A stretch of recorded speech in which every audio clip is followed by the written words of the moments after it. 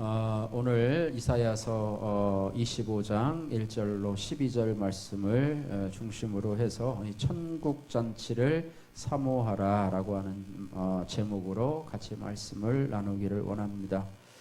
오늘 본문의 말씀이요, 천국 잔치를 사모하라인데요. 이 잔치는 기쁜 일이 있을 때 혹은 여러 사람이 모여서 먹고 마시고 즐기고 교제할 때 베푸는 것을 우리가 잔치라고 합니다. 흔히 고급스러운 말로 연회라고 하기도 하고요, 또 외국에서는 파티라고 불리우기도 합니다. 옛날에 황제나 혹은 왕의 생신 때, 그럴 때 황궁이나 혹은 왕궁에서 하는 잔치를 궁중연회라 이렇게 불렀습니다. 대부분 잔치는 뭐 그런 왕들이나 혹은 뭐 가정에서 이렇게 잔치를 하는 경우도 많지만, 최근에는 시간상의 문제로 뭐 호텔에서 한다든지 아니면 뭐 뷔페 식당을 빌려서 하는 일인데, 요즘은 코로나 때문에 이것도 쉽지 않은 일이 되어 버렸습니다. 예전에 제가 살던 시골에 보면은요, 결혼식이나 혹은 환갑이 되면 주로 잔치를 했는데, 뭐 저희 집도 역시 마찬가지였지만 어린 눈으로 봤을 때 며칠은 한 것 같아요. 한 2일이나 3일 정도는 한 것 같고, 집에서뿐만 아니라 포장을 쳐놓고 또 뭐 건조장 같은 온실 같은 곳에서도 또 상을 펴놓고 며칠 동안 잔치를 하고요. 또 동네 분들이 계속해서 오고, 또 동네 아주머니들이 또 품앗이 해가지고 같이 국수도 삶고 또 식사 서빙도 하고 또 이렇게 했었는데, 그때 가장 인기가 있었던 곳이 과방이라고 하는 곳이 있었는데, 여러분 기억하실려나 모르겠어요. 거기 가면 뭐 약과도 있고 뭐 과즙 같은 것도 있고 사탕류도 있고, 그래가지고 여러 번 가서 타먹고 또 거기 있는 아주머니에게 혼나기도 하고 그런 기억들이 있었는데, 아마 여러분들도 아마 동네 잔치에 대한 기억이 있을 것입니다. 요즘은 오래전의 얘기라 이제는 과거에 흘러간 옛 이야기가 돼버렸지만 그렇습니다. 오늘 본문에서 6절에 연회라고 하는 단어가요, 잔치라고 하는 대용어로 한번 등장하게 되는데요. 이 잔치라는 단어를 검색해 보면 이 개역 개정 성경에는 신구약에 61회가 등장을 하고요, 연회라고 하는 표현은 8번이라고 등장하고, 또 천국 잔치라고 하는 단어를 검색을 해보면 이 단독으로는 등장하지 않는 것을 보게 됩니다. 그러나 천국 잔치는 없지만 천국 잔치에 대한 비유로 마태복음 22장 1절에서 10절 말씀까지 예수님이 하신 말씀이 등장하는데요. 예수님은 천국을 어떤 임금이 자기 아들을 위한 혼인잔치에 비유를 하고 계십니다. 혼인잔치로 비유한 하나님 나라는요, 초대받지 않고는 결코 들어갈 수가 없었고요, 그 잔치의 영광에도 참여할 수 없는 곳이었습니다. 그래서 왕이신 하나님께 초대를 받는 것이 인생의 최대의 영광이라고 하면서 천국 잔치의 비유를 우리에게 들어서 말씀하면서, 우리도 천국 잔치에 초대를 받을 때 거기에 여러 가지 핑계를 대고 거부하지 말고 천국 잔치에 잘 준비하고 초대받았을 때 영광으로 알고 잘 오라, 이렇게 그런 교훈을 가지고 있습니다. 오늘 저와 여러분들이 읽은 이사야 25장 본문을 간단히 살펴보면요, 이사야 선지자는 오늘 읽은 1절에서 5절 말씀에 하나님이 전에 이스라엘 백성들에게 베푸신 구원의 역사를 되돌아보는 내용을 서술하고 있고요. 그리고 오늘 저희들이 중점적으로 살펴볼 이 6절에서 8절 말씀에서는 하나님이 베푸신 잔치 혹은 연회에 참여하게 될 날들을 바라보고 있고요.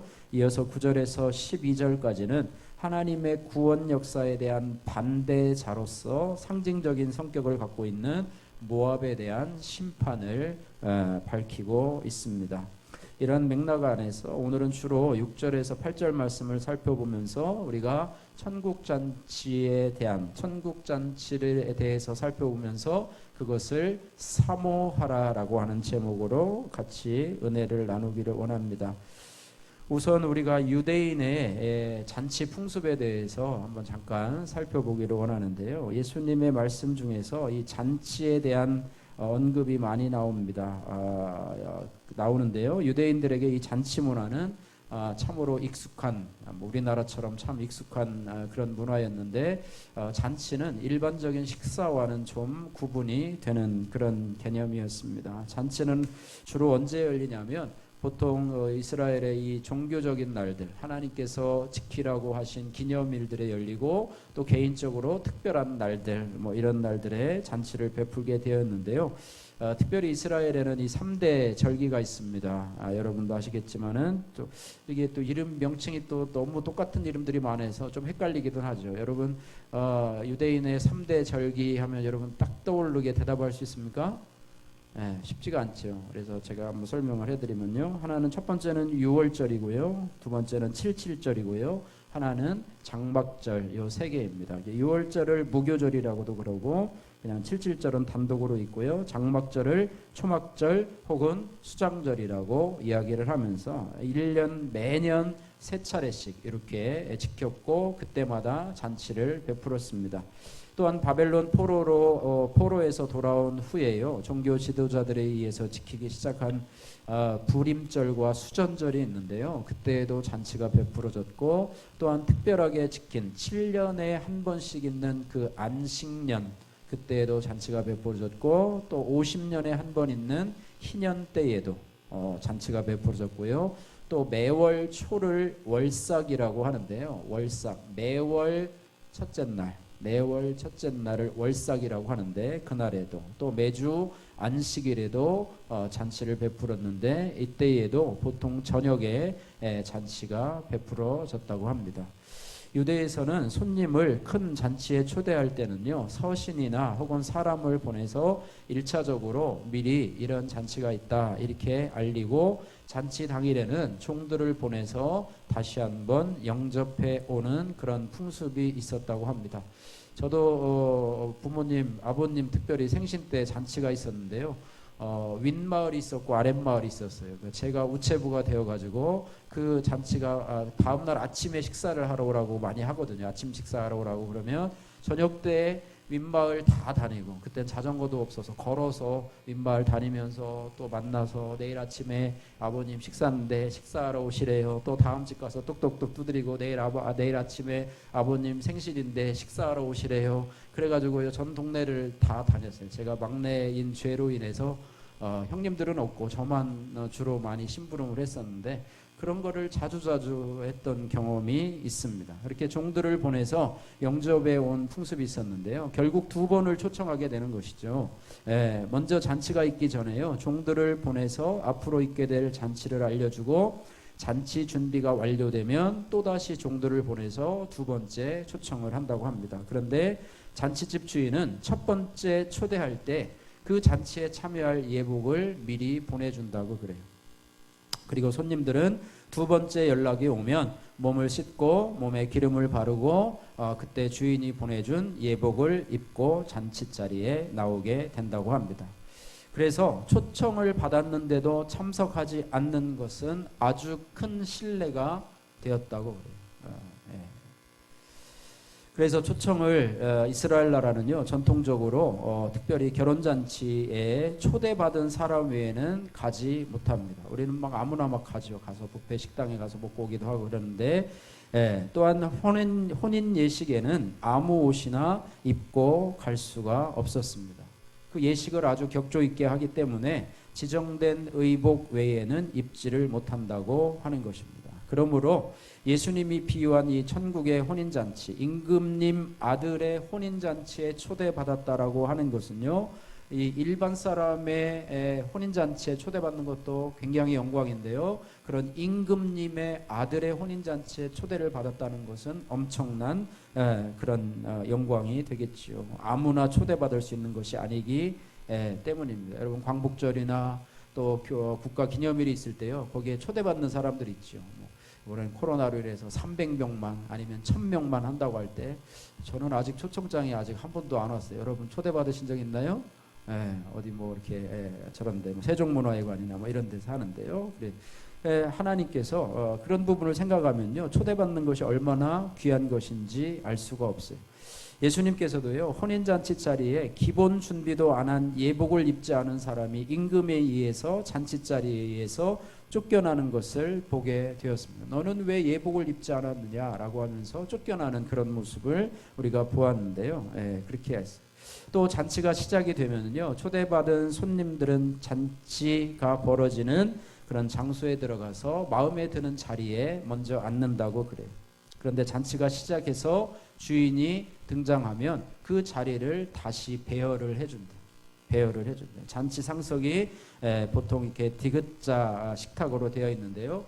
여러분 제가 보는 방향에서 이렇게 디귿자로 이렇게 되어 있으면 디귿자 이쪽에는 이제 주인이 앉고요. 그 다음에 오른쪽부터 이렇게 상석이 되고, 그 다음에 이제 왼쪽부터 이렇게 오른쪽부터 상석으로 앉히고, 그 다음에 왼쪽으로부터 이렇게 낮춰가지고 아무렇게나 막 앉았을 거 아닙니까? 근데 주인이 와서 당신은 여기로 오세요, 여기로 오세요 해가지고 자기가 아마 신분이 있고 두텁고 이런 사람들, 또 친한 사람들, 신뢰가 되는 사람들, 아마 좀 어떤 존귀한 사람들을 자기 우편에 앉히고 그렇게 해서 순서대로 앉히게 되었다. 그래서 예수님이 그런 말을 하잖아요. 너희가 만약에 잔치에 초대를 받거든 상석에 앉지 말고 가장 말석에 앉으라. 상석에 앉았다가 주인이 너 상석에 있다가 저쪽으로 나가라고 그러면 얼마나 창피하냐. 그런데 처음에 아주 하석에 있다가 주인이 초청해서 이리로 오라고 하는 것이 더 영광스럽지 않느냐, 뭐 이런 말을 했는데 이런 부분이 바로 그런 부분이라고 그러고요. 또 하나는요, 잔치가 일단 베풀어지면 그 집의 문은 닫히게 되고요, 그 후로 문은 열리지 않는다고 합니다. 사전에 초대를 받았지만요, 사정상 늦게 왔어요. 늦게 왔어요. 늦게 왔는데 이미 잔치가 시작되었으면 늦게 온 사람이 두드리고 아무리 해도 하인들이 와서 열어주지 않는다고 합니다. 그 시간이 딱 되면 문을 닫아요. 어느 교회도 11시 예배면 11시 예배되면 문을 꽉 닫는데요. 지각하는 분들이 있잖아요. 그죠? 11시면 5분에 오고 10분에 오고 11시 반에 오고 설교 끝날 때쯤 오고 이런 분들이 있는데 문을 딱 닫아버려가지고 아마 큰 교회 같은 경우는 뭐 다른 데 가서 영상으로 예배를 드리든지 해가지고 딱 해서 문을 닫는다고 합니다. 그래서 사전 잔치 자리에 후에 온 사람은 들어갈 수가 없었다고 그래요. 그래서 10처녀의 비유 중에요, 미련한 5처녀가 기름을 준비하지 못해서 기름 사러 갔다가 와 보니까 신랑의 혼인잔치에 문이 닫혔어요. 그래서 밖에서 슬피 울며 이를 갈면서 열어달라고 그래도 아무리 해도 열어주지 않는 모습이 바로 이 유대인의 잔치 풍습에 기인한 것이라고 말씀을 하고 있습니다. 그러면서 남은 5처녀가 주여 주여 우리에게 열어주소서라고 말했을 때 진실로 너에게 이르노니 내가 너희를 알지 못하노라 라고 했고, 잔치의 문이 열려지지 않았던 것도 이러한 배경에서 있게 되는데요. 천국을 잔치집으로 비유하게 되면은요, 우리가 하나님의 초청, 그죠? 우리가 구원받은 것은 여러분 스스로 택해서 온 게 아니라요, 하나님이 나중에 우리를 위해서 천국 잔치를 베푸시고 또 이 땅에서 우리를 우리에게, 그죠? 우리에게 이제 초대장을 받은 거 아니에요. 여러분이 초대장을 받고요, 이 땅에서 예복을 준비해야 되는데 그 예복이 그리스도의 예복을 준비해서 신랑의 혼인잔치에 주님께서 부르시는 그날에 우리가 합당하게 참여할 수 있도록 얘기하는데요. 예수님께서 그래서 그런 말씀을 하십니다. 그런즉 깨어 있으라, 너희는 그 날과 그 시를 알지 못하느니라 라고 말하면서 그 날이 올 때 깨어서 주님 맞을 준비하는 신부로서의, 정결한 신부로서의 역할을 감당하라, 이렇게 우리에게 교훈으로 말씀을 하셨습니다. 이렇게 유대인들도요, 절기와 개인적으로 특별한 날에 잔치를 베푸는데요, 만왕의 왕이신 우리 하나님께서도요, 손님들을 친히 초청하시고 잔치를 베푸시는 하나님이시라는 것을 오늘 본문에서 우리가 알 수가 있습니다. 그래서 하나님은 잔치를 베푸시는 하나님이에요. 오늘 6절 말씀 같이 한번 읽어보겠습니다. 6절 말씀 같이 읽습니다. 만군의 여호와께서 이 산에서 만민을 위하여 기름진 것과 오래 저장하였던 포도주로 연회를 베푸리니 가득한 기름진 것과 오래 저장하였던 하실 것이며. 여기 보니까요, 주어가 뭡니까? 만군의 여호와께서. 그리고 어디에서요? 이 산에서. 그 다음에 마지막은 뭐를 베풀어요? 연회의 잔치를 베푸시리니. 그러니까 잔치를 베푸시는 하나님에 대해서 말씀하고 있는데요. 이 잔치라고 하는 것은요, 축제 혹은 연회 혹은 기쁨이라고 하는 의미를 가지고 있습니다. 물론 장례식 때에도요, 잔치를 베푸는데 그거를 잔치라고는 하지 않고 뭐 죽은 자를 애도하는 뜻으로 그때도 어쨌든 며칠 동안 잔치와 똑같이 그렇게 하긴 하는데요. 즐거움보다는 그 가족들의 어떻게 보면 문상하는 사람들의 곡소리를 들으면서 좀 뭐 우울한 분위기예요. 그러나 결혼식이나 또 회갑잔치를 보면 그 집이 너무나 이렇게 흥겹고 즐겁고 기쁨이 넘치는 것인데, 하나님이 예비하시는 이 잔치는 기쁨과 즐거움과 감격이 넘치는 그런 곳이라고 하는 것입니다.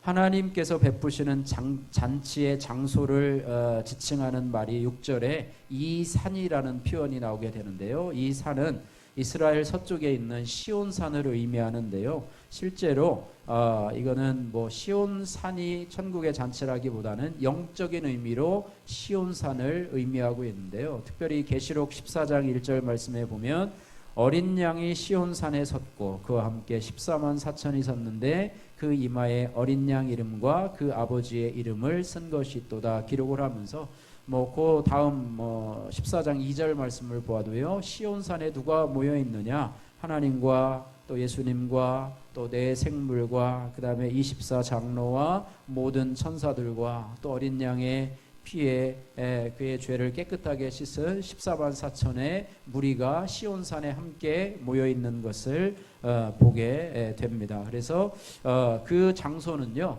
성도들이 가는 천국, 영적인 시온산을 의미하고 있습니다. 그래서 하나님이 베푸시는 이 잔치는요, 구원의 새 날이 갖고 있는 그런 구원의 축복과 또 구원의 기쁨을 상징하고 있는 것이 바로 천국 잔치라고 하는 것입니다.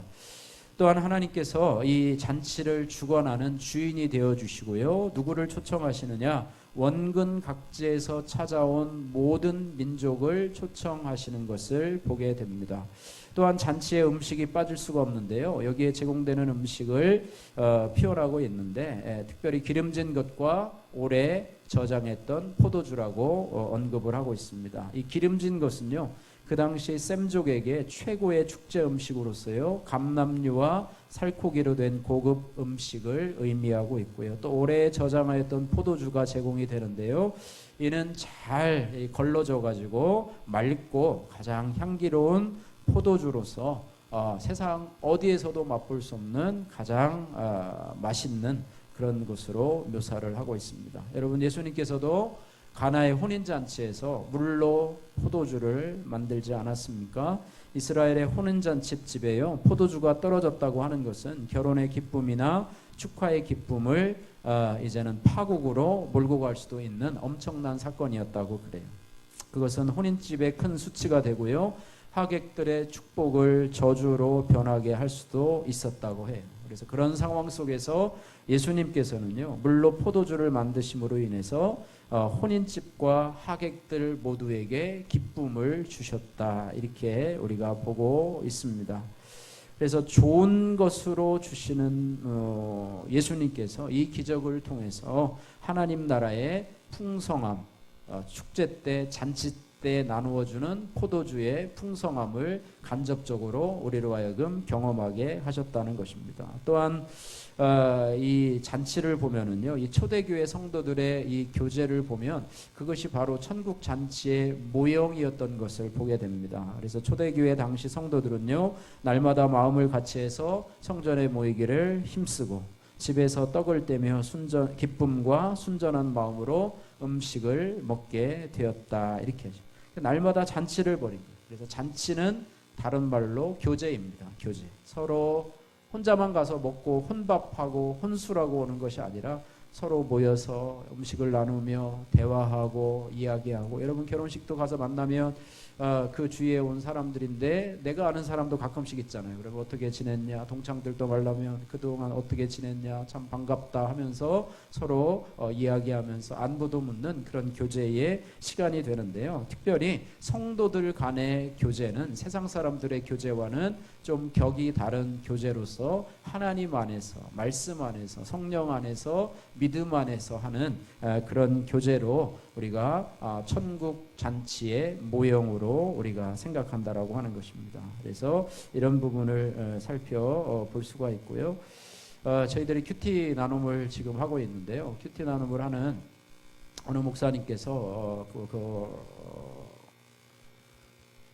말씀을 보고 이렇게 큐티를 했습니다. 금식 기도하며 그들이 믿는 주께 그들을 위탁하고 이렇게 했습니다. 그러니까 본문에 어떤 내용이 있었냐면요. 바울은 생명을 잃을 수도 있었던 핍박에도 굴하지 않고 복음을 전합니다. 그리고 제자들이 박해의 상황이 오더라도 마음을 굳게 하여 믿음에 머물러 있도록 격려하고 자신은 금식 기도하며 그들을 주님께 의탁합니다. 이 말씀을 보고 이제는 바울이 왜 금식하며 기도했는가 이런 부분을 생각하면서 이제는 말씀을 적용을 하려고 묵상을 하는데 참 고민에 빠졌다고 그래요. 지금 한 2-3달 동안을 성경학교를 위해서 각 부서에서 성경학교를 위해서 다 준비하고요. 새벽기도 끝나면 부서별 선생님들이 모여서 기도하고 준비하고 이제 성경학교를 하려고 하는데 공문이 하나가 왔는데 코로나 방역을 위해서 교회에서 하는 성경학교와 수련회를 모두 금지한다는 한 통의 문자를 받고 목사님이 고민을 하고 있어요. 그동안에도 그 방역을 위해서 많이 협조를 하고 또 교회가 누가 되면 안 된다는 생각으로 그렇게 해왔었고 또 지금의 그런 상황이라고 하면 성경학교를 여는 것이 이제는 뭐 그냥 자연스럽게 하면은 방역 수칙을 지켜가면서 하면 된다고 그랬는데 아예 숙제하지 말라는 공문이 와서 이 말씀을 보고 핍박을 받으면서도 금식하면서 그들을 주님 앞에 맡겨 이렇게 하면서 참 어려운 결정을 하셨더라고요. 인간적인 도리가 아니라 그들을 생각하면서 또 그 아이들을 생각하면서 수련회를 하기로 결정을 했다. 그러면서 우리 큐티 나눔을 하는 목사님들에게 기도를 부탁하셨어요. 그러면서 우리가 뭐라고 얘기를 하냐면 답글에 보니까 위에서 함께 기도하겠습니다. 참 어려운 상황이겠습니다. 이미 결정하시고 진행하신다니 별일 없이 잘 마치도록 기도하겠습니다. 화이팅입니다, 목사님. 완전하게 잘 진행되기를 기도합니다. 그랬더니 그 목사님 뭐라고 답변을 하셨냐면 감사합니다. 주변에 교회 목사님들 같이 운동하며 교제하는 목사님들이 계셔도 이렇게 말씀 묵상을 나누며 기도해 주는 일은 쉽지 않은데 우리 싱크 야교 목사님들이 참 귀하다는 생각이 드네요. 귀한 목사님들 내일 주일에 섬기시는 교회들 위에도 넘치는 은혜와 평강이 있기를 기도합니다. 이렇게 하면서 저도 오늘 새벽에 기도했고 그게 걱정이 돼요. 나 같았어도 참 결정하기 쉬운 문제가 아닌데요. 이거는 말씀을 묵상하면서 적용한 문제이기 때문에 하나님의 도우심을 바라고 했다고 하는 거예요. 바울도 그들이 복음을 전하지 말라고 하는 그런 핍박 속에서도요 복음을 전했어요. 돌로 맞아서 기절을 하면서 죽은 것 같이 내버림을 당하면서도 또 복음을 전했고 그들의 위협과 협박 속에서도 복음을 전하고 금식하고 기도하면서 그렇게 나갔고 또 그곳에서 핍박을 하면 또 다른 곳으로 옮겨서 또 복음을 전하고 이런 삶을 살았는데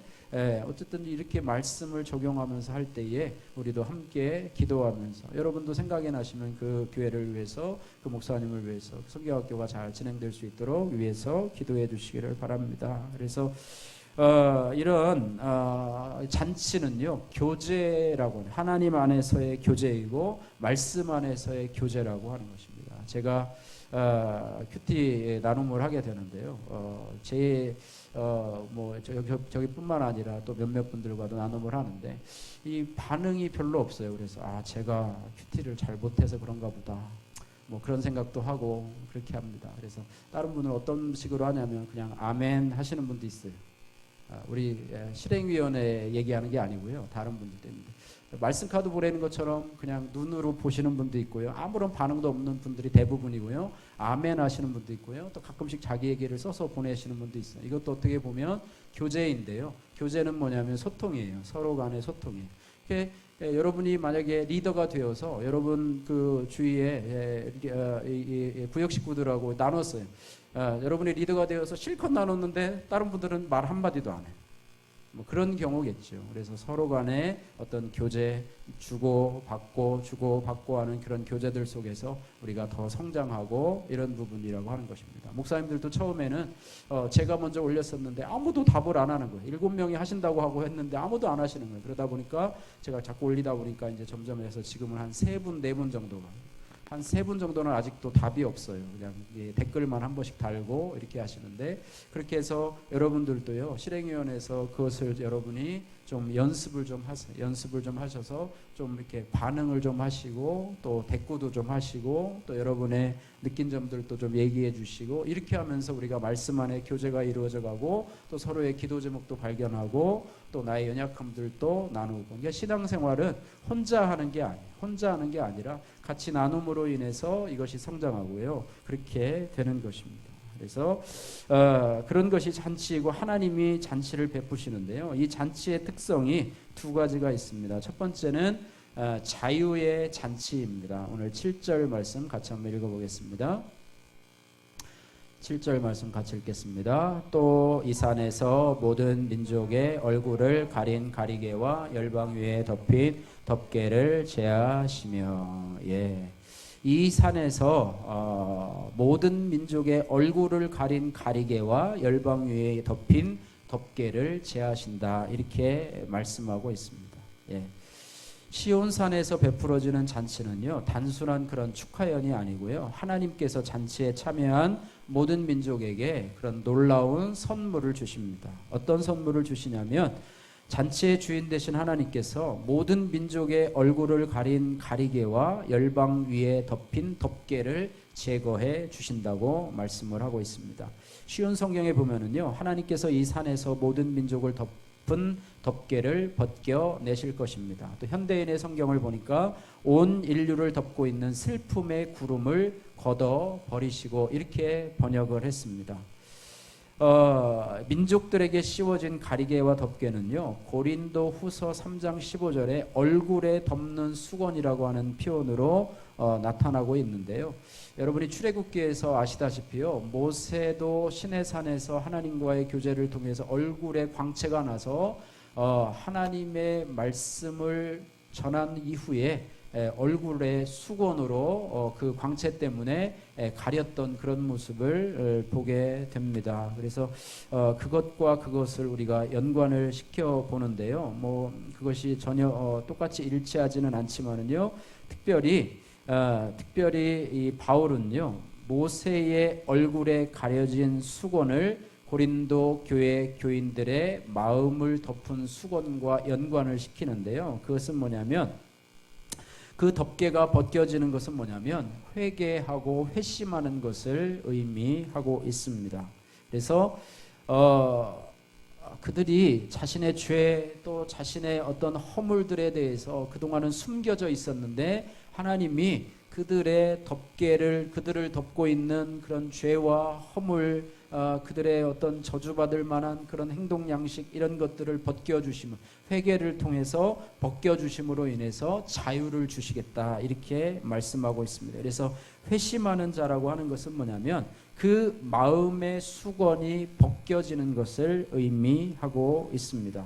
모세의 율법에 감추어졌던 복음의 애매모호함이 이제는 그리스도를 만남으로 인해서 분명해지고 또렷해지는 자들이라고 하는 표현입니다. 그래서 이제는 율법의 영광이 사라지는 빛에 주목하지 않고 복음의 영광에 주목하는 자들, 바로 저와 여러분들이라고 하는 것을 보면서요, 이러한 자유를 하나님의 잔치에 참여하는 자들에게 주셨다고 하는 거예요.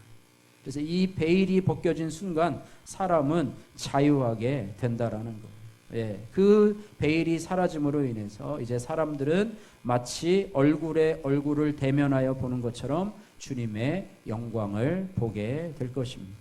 그리고 하나님을 아는 지식이 이제는 온 땅에 충만하게 될 것입니다. 그런데 이 베일이 벗겨진 시작이 바로 갈보리 언덕의 십자가에서부터 이미 시작이 되었다고 하는 거예요. 마지막 날에 완전히 벗겨지게 될 것이지만은, 그러나 이제부터 시작이 되었다. 예수님의 십자가 위에서부터 이 장막이 벗겨지기 시작했고요, 요한복음 8장 32절에 진리를 알지니 진리가 너희를 자유케 하리라, 이렇게 말씀을 하고 있습니다. 그래서 우리가 진리의 말씀을 통해서 우리의 어떤 허물이라든지, 또 어떤 우리의 억압으로부터, 또 우리의 죄로부터 날마다 우리 자신을 바라볼 수 있는 그런 은혜가 있을 때 우리는 날마다 진리를 알지니 진리가 너희를 자유케 하리라 이렇게 말합니다. 우리가 자꾸 우리 신앙생활하면서 자꾸 숨겨져 있던 죄악들을 꼭꼭 숨겨놓으려는 그런 경향들이 있어요. 남한테 공개하기 싫어하고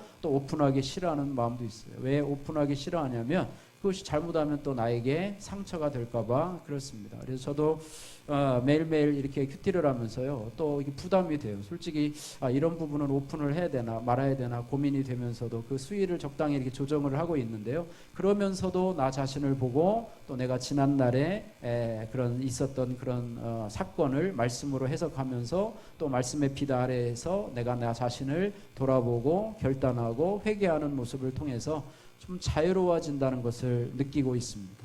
그리고 그것을 바라보는 자들이 그것을 통해서 함께 자유함을 느낀다면 그것이 바로 큐티 나눔의 어떤 목적이 아닌가 이렇게 생각이 됩니다. 그런데 대부분의 사람은요, 자신이 감추어진 그런 동굴들 속에서 나오기를 원하지 않습니다. 나 혼자만 그곳에서 갇혀서 그곳에서 그냥 살아가기를 원하지, 진리 가운데서 말씀의 빛 앞에서 나 자신을 드러내고 나오기를 원하지 않아요. 부끄럽기도 하고 또 그것이 드러남으로 인해서 내가 그동안 쌓아왔던 어떤 명성들이 어떻게 보면 그런 갖춰왔던 체면들이 부서질까 봐. 그래서 우리는 믿음의 사람들과 해야 돼. 신뢰의 사람들과 해야 돼.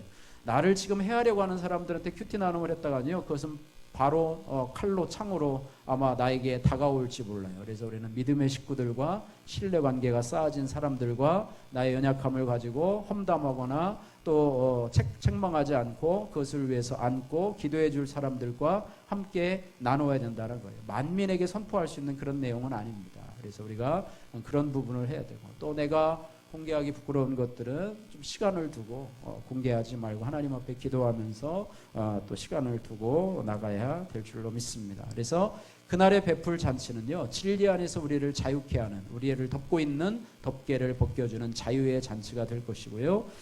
두 번째 잔치는요, 승리의 잔치가 될 것입니다. 오늘 8절 말씀 같이 한번 읽겠습니다. 사망을 영원히 멸하실 것이라. 주 여호와께서 모든 얼굴에서 눈물을 씻기시며 자기 백성의 수치를 온 천하에서 제하시리라. 여호와께서 이같이 말씀하셨느니라. 아멘. 예, 쉬운 성경에 보니까요, 하나님께서 영원히 죽음을 치워버릴 것이다. 또 주 여호와께서 모든 사람의 얼굴에서 눈물을 닦아주시고 자기 백성의 부끄러움을 온 땅 위에서 없애줄 것이라 이렇게 말하고, 현대인의 성경에서는요, 죽음을 영원히 없애버릴 것이다. 주 여호와께서 모든 사람의 눈에서 눈물을 닦아주시며 온 세상에서 자기 백성의 수치를 없애버릴 것이다 이렇게 말씀하고 있습니다. 하나님께서는요, 시온의 잔치를 통해서 사망을 완전히 멸하셨다는 거예요. 사망을 완전히 멸하시고 또 모든 민족의 얼굴에서 눈물을 씻기시고 자기 백성의 수치를 제하게 하실 것이라 이렇게 말씀하고 있습니다. 첫 번째로요, 인생을 지배하던 최후의 적인 죽음을 정복하는 그런 선물을 주실 것입니다. 예. 고린도전서 15장 56절 말씀에 사망이 쏘는 것은 죄요 죄의 권능은 율법이라 이렇게 말하고 있습니다. 사망으로 죄로 인해서 죽음이 왔고 또 사망이 왔고 하나님과의 단절이 왔는데 이것을 이제는 예수 그리스도로 인해서 멸하게 하실 것이다 이렇게 말씀하고 있습니다. 예수님의 부활이 사망 권세를, 죄의 권세를 멸하는 하나님의 표지로 우리 가운데 온 것입니다. 두 번째로는 모든 얼굴에서 눈물을 씻겨주는 행동을 통해서 그동안 우리가 믿음 생활하면서 이 땅에서 믿음으로 살아가면서 흘린 눈물을 깨끗하게 씻어주시는 승리의 위로를 표현하고 있고요. 또 수치를 제하시면서요, 우리가 살면서 당했던 모든 상처와 아픔과 수치를 제거해 주실 것입니다. 이것도 마찬가지예요. 이것도 역시 마찬가지로 이 승리는 이미 갈보리 언덕에서 주님의 십자가에서 예수 그리스도의 부활에서 이미 시작이 되었다고 합니다. 그래서 우리가 죄의 권세로부터 벗어나야 돼요. 우리가 남에게 고백을 한다. 믿음의 공동체에서 우리가 끊지 못하는 죄악들을 고백을 하면요, 뭐라고 얘기하냐면 그 죄의 권세가 힘을 잃는다고.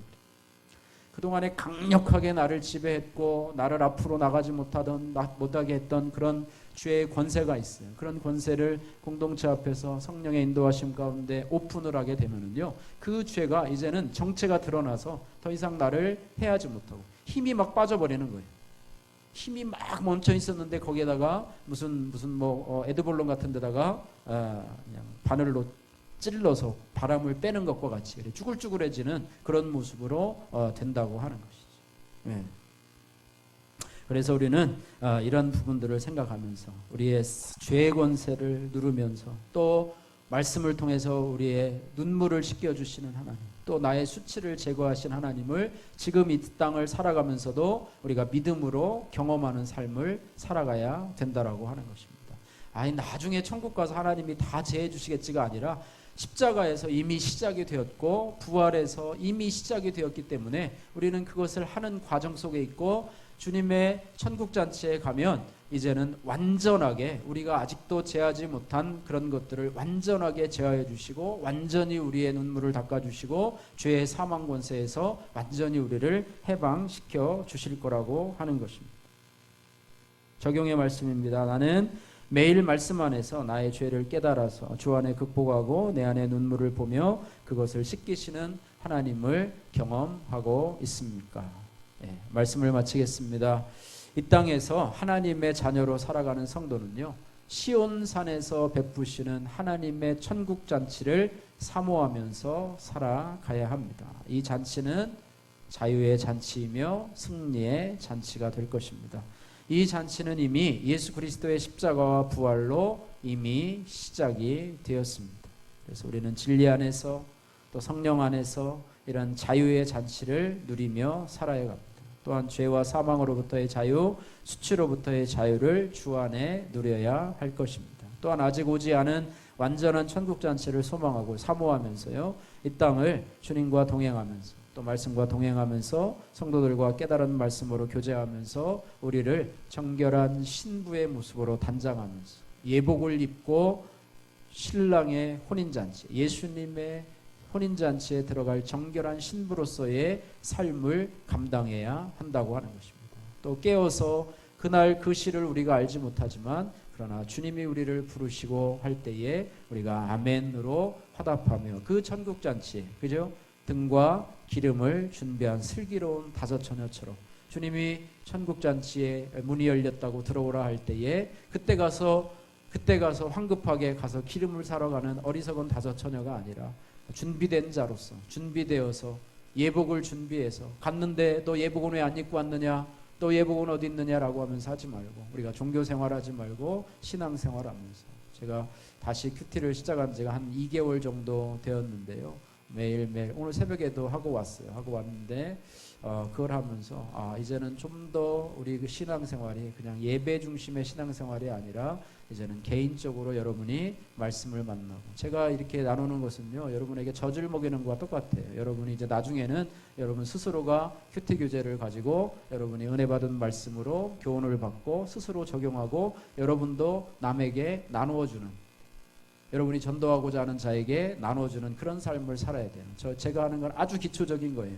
그래서 여러분들이 거기까지 성장해서 여러분들이 하나님 앞에 정결한 신부로서 자유의 축제에, 승리의 축제에 참여하는 그런 손님으로서 역할을 잘 감당하시는, 또 신부로서의 정결한 신부로서의 역할을 잘 감당하시는 여러분들 되시기를 주님의 이름으로 축복합니다.